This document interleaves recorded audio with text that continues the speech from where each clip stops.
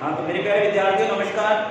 मैं केजी अग्रवाल हिंदी विषय अध्यापक पुनः आप सभी विद्यार्थियों का इस डिजिटल प्लेटफॉर्म पर हार्दिक अभिनंदन करता हूँ।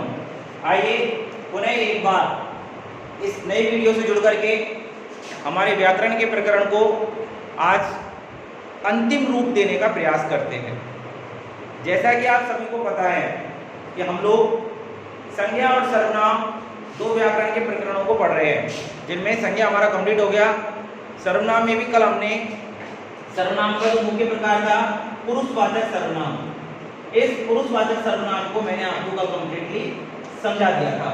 किसे कहते हैं पुरुषवाचक सर्वनाम, कितने भेद होते हैं, ये आप सभी को बोर्ड पे लिखने के लिए बोला था। मैंने कहा था कि जब व्यक्ति स्वयं अपने बारे में मैं हम ऐसे शब्दों का प्रयोग करे तो वह होता है उत्तम पुरुष। मैं उत्तम, तू मध्य, अन्य, वह।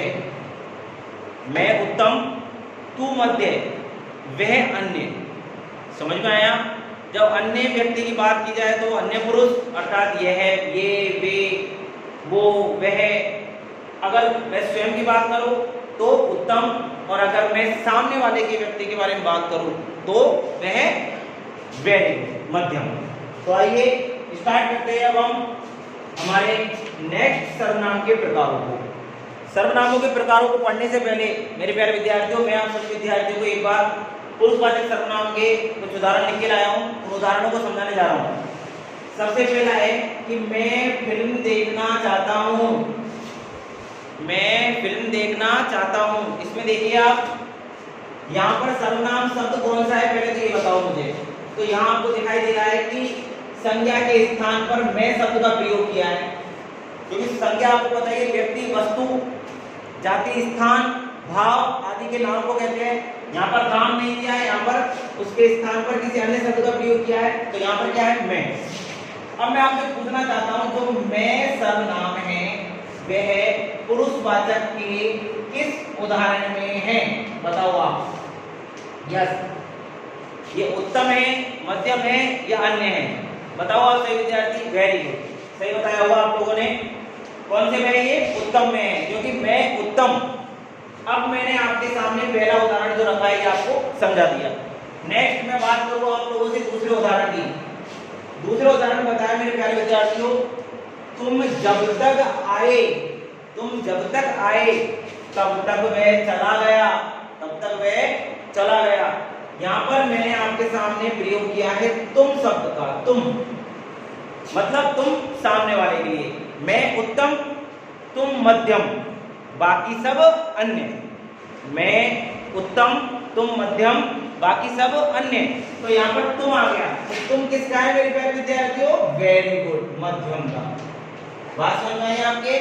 मध्यम का क्यों है? क्योंकि सामने वाले व्यक्ति के बारे में कहा जा रहा है। अब हम बात करते हैं अन्य की। तो अन्य में आपको पता है जब कोई सर्वनाम स्वयं के विषय में और सामने विषय के बारे में बात न करके किसी अन्य विषय के बारे में बात करे, किसी अन्य के विषय में बात करे, तो वह कौन सा होता है? वेरी गुड, वह होता है अन्य। तो देखिए आप यहाँ पर, वह पढ़ने में बहुत तेज है।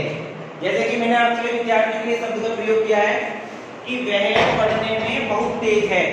तो वह यहाँ पर देखो आप, जैसे ये तो हूं मैं और ये हो आप। तो यहाँ पर मैंने आपसे बात की कि वह पढ़ने में बहुत तेज है। अब जिसकी अपन बात कर रहे हैं वो कहीं और बैठा है, अर्थात वो अलग है। तो इस तरीके से हम कह सकते हैं कि जब स्वयं की बात करें तब तो वह उत्तम है, और जब हम सामने बात करें, जिसकी बात करें तो वह मध्यम है, लेकिन किसी अन्य व्यक्ति की बात करें तो वह कौन सा है? अन्य पुरुष। तो यहाँ पर वह शब्द किस सर्वनाम को दर्शा रहा है? वह किस सर्वनाम को दर्शा रहा है? वेरी गुड, अन्य पुरुष को।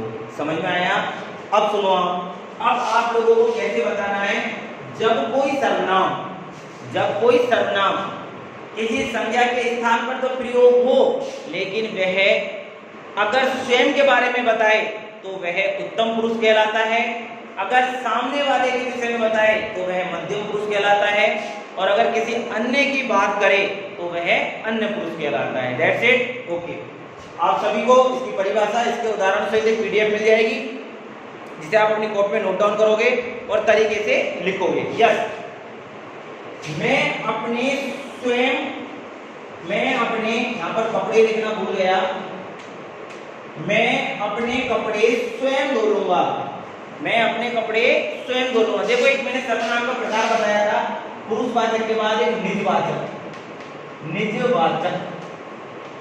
निजवाचक में क्या है बेटाओ, जो ये निज शब्द है ना, निज, इसका मतलब होता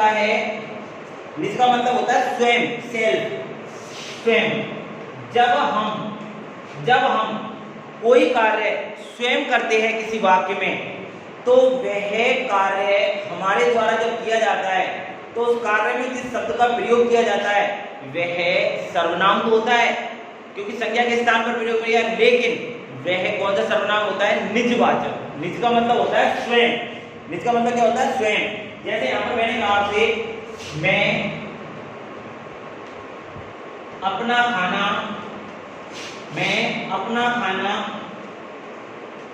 स्वयं बना लूंगा।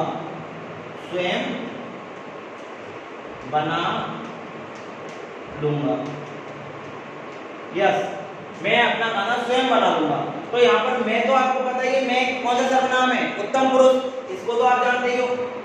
अपना खाना स्वयं बना लूंगा, यहाँ पर स्वयं शब्द का प्रयोग किया है। जब क्रिया कर्ता के द्वारा ही की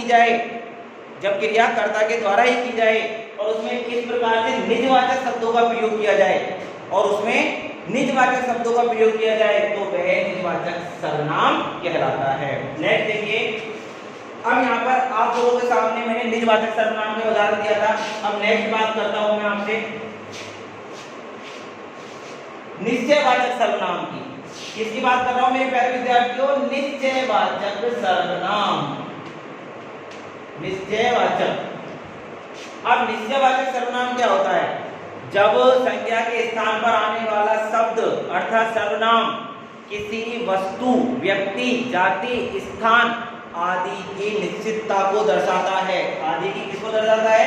निश्चितता को दर्शाता है, तो वह निश्चयवाचक सर्वनाम होता है। कैसे? जैसे मैंने आपके साथ लिखा, यह कार, देखो यह कार मेरी है।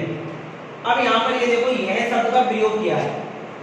यहाँ पर यह शब्द आप अन्य पुरुष में मत ले जाना, क्योंकि अन्य पुरुष में तो तब होता है जब हम किसी पुरुष की बात करते हैं, लेकिन यहाँ किसी वस्तु की प्रत्यक्षता को दर्शाया जा रहा है। यह कार, अर्थात यहाँ पर इस शब्द का प्रयोग तो किया गया है संज्ञा के स्थान पर, और यह किसके लिए प्रयोग में लिया है? कार के लिए। किसके लिए लिया है? कार के लिए।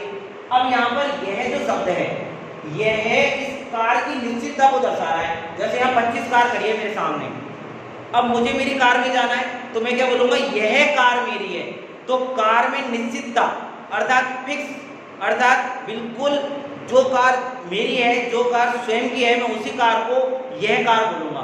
तो कार की निश्चितता को प्रदर्शित करने के लिए हमने जिस शब्द का प्रयोग किया है वह हमारा निश्चयवाचक सर्वनाम के अंतर्गत आता है। अर्थात संज्ञा के स्थान पर जिस सर्वनाम का प्रयोग किसी वस्तु की निश्चितता को दर्शाने के लिए किया जाता है वह निश्चयवाचक सर्वनाम कहलाता है। क्लियर? Very good.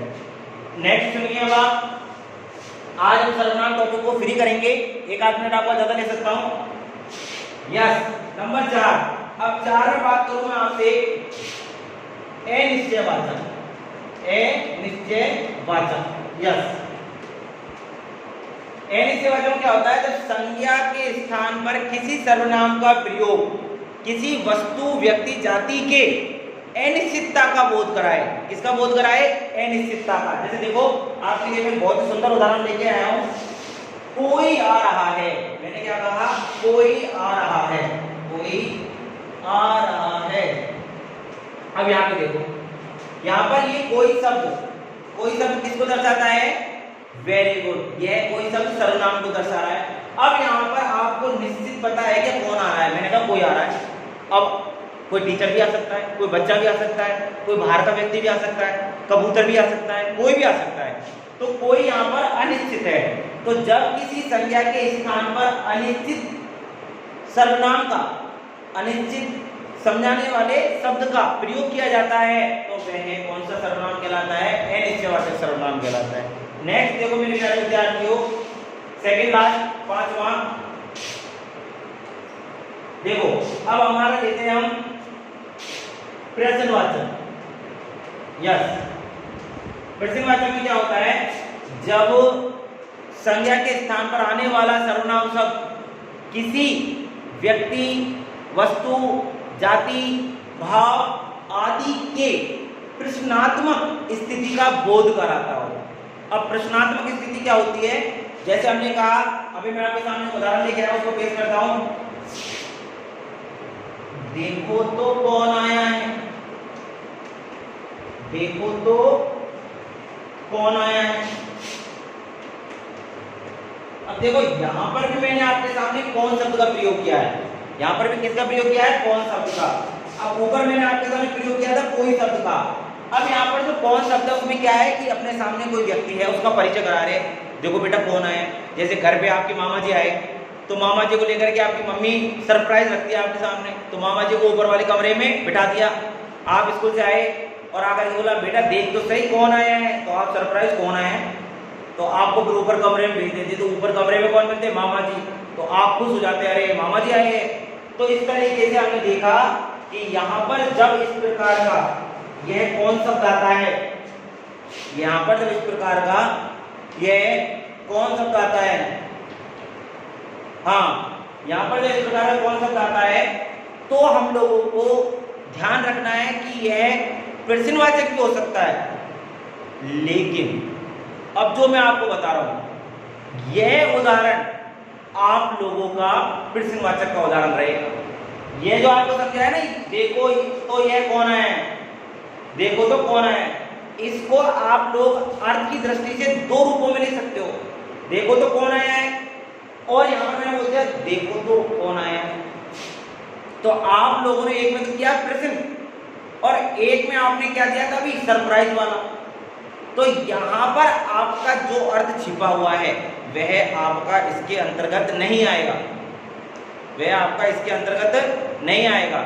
आप लोगों को यहाँ पर ये देखना है कि यहाँ पर यह कौन प्रश्न को दर्शा रहा है। जैसे आपके मम्मी ने आपसे बोला कि बेटा देखो तो कौन आया है, देखो तो कौन आया है, तो अब आपसे प्रश्न किया, अब आपसे प्रश्न किया देखो तो कौन आया है, तो आपने अभी देखता हूँ माँ, माँ मैं अभी देखता हूँ। तो इस तरीके से जब आपसे कोई प्रश्न पूछा जाता है तो इस प्रकार के शब्दों का जब प्रयोग किया जाता है तो वो होता है प्रश्नवाचक सर्वनाम। अब आपका अब अंतिम प्रश्न बचा है आपका कौन सा? संबंधबोधक। संबंधबोधक में क्या होता है कि जब कोई सर्वनाम किसी दूसरी वस्तु या व्यक्ति से उसका संबंध दर्शाए। जैसे मैं आपके सामने बहुत सुंदर उदाहरण प्रस्तुत करने जा रहा हूं, ध्यान से सुनना। जैसी करनी वैसी भरनी, देखो जैसी करनी वैसी भरनी। अब जैसी व्यक्ति की करनी रहती है वैसे उसे भरना पड़ता है। तो यहाँ पर जैसा और वैसा ये जो दो शब्द दिया गया है ये करनी को और भरनी को दर्शा रहा है। तो जब दो शब्दों के बीच में संज्ञा शब्द के स्थान पर आने वाला संबंध स्थापित करता हुआ नजर आए तो वह कहलाता है संबंधवाचक सर्वनाम। कौन सा कहलाता है मेरे प्यारे विद्यार्थियों? संबंधवाचक सर्वनाम। इस तरीके से आज हमारे इस वीडियो में हमने हमारे सर्वनाम प्रकरण को कंप्लीटली पढ़ लिया है। अब मैं आपको इसकी PDF सेंड करूंगा। आज के लिए इतना ही, बहुत बहुत धन्यवाद।